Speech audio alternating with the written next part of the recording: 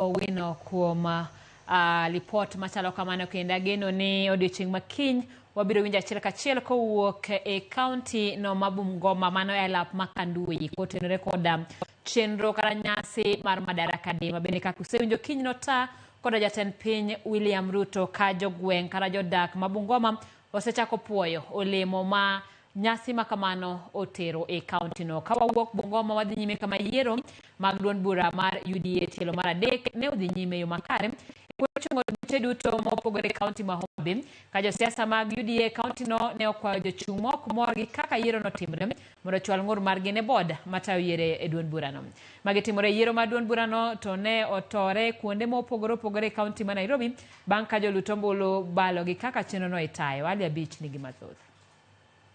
Ne en yiero mane UDA obago e kuonde chung'ute buche aboro manitie kaunti ma Homa Bay mar yiero jokanyo kata delegates mabiro telo ne duond burano e kuonde chung'ute buchego. Chenro ne ochaki okinyi kuonde lut ombulu mane odier kuonde chung'ute buche aboro manitie kaunti ni kama jokanyo mag UDA ne oyudo thuolo mar gombochgi e tielo mar adek ne chenro no. Josiasa mag UDA kaunti ma Homa Bay ka otelnegi gi gavana machon ma Nairobi Evans Kidero ne opako mokalo chenro mar yiero mosebedo kadhi nyime kaunti ni kane gikone jochung' mane kod ng'ur bang' yiero no mondo yie chwal ng'ur margi ne bod ma ochung' ne chenro mag yiero e duond burano. Adwa gone election board erokamano nikech gik moko kaka ne giloso adonjo ka ne ng'at mar aboro ogo kura to kendo gik moko dhi maber ok chalre kata oiko kata mana mar national election mane watimo in 2020. Wan gi National Election Board then wantiere gi dispute tribunal.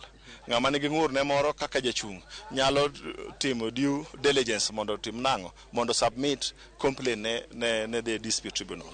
Johera mag UDA county ma Homa Bay mane owuok oko mar gombochgi okone dwaro margi neno ni duond burano obedo kod mbiye county ni ka giwacho ni gimor kaka osebed kitayo chenro no. Nitiere chochni moko mantie matin ng'ato wacho ni nyinge onge ka to mago oloso. Aparo ni largely one peaceful. Yiero madhi mbele wamorgo kendo wan kaka karachuonyo wayie tok yiero ni wabiro pend karachuonyo mondo bed yelo. Wa support yiero maka notimore gi kwe kendo onge problem moro amora koko onge ji obedo mapiny mos kendo dhano go kura koriedo mos monge wach moro. Wageno ni wabiro tieko yiero ni maber kendo kuom ng'wono mar Nyasaye biro land jogo moloyo mabiro kari the mantle mar riambo party mar UDA. To e county ma Nairobi yiero makamano ne otore kar chund bura mar Starehe bang' ka jolut ombulu ne obalo kaka ne tayo chenro no. Chich ne nitie ni moko kuom jolut ombulu ne ok opuodhi e yo ma owinjore gino mano kelo gwandruok kendo ne ochuno obila mondo kirgi oko kar lut ombulu no.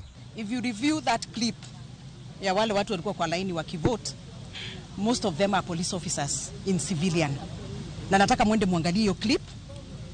Half of the other number ni inspectorate officers wamevaa civilian. Wakifika pale kwa desk wako na ID number wameandika kwa mkono hapa. True. So kazi yao ni kusoma ID kwa mkono wakitype kwa gadget. Iko na delegates 118 na mimi nilikuwa na 62 na wao walikuwa na 56.